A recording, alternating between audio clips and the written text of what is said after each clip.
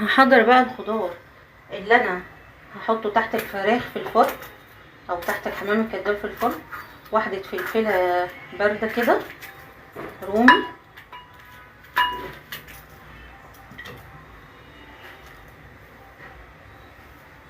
حامية هقطعها كده، واحدة طماطم،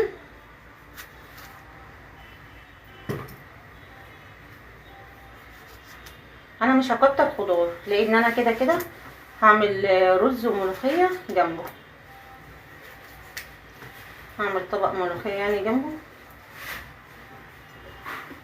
واقطع بوزع كده، واحدة بصلة،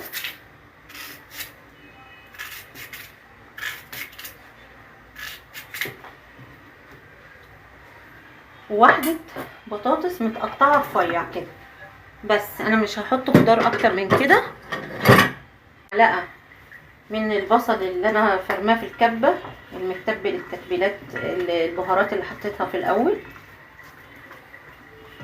وهحط معلقة ملح،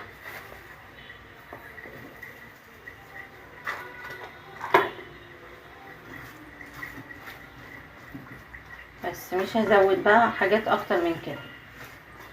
عايزة تحطي زيت ماشي، عايزة تحطي سمنة بقى براحتك.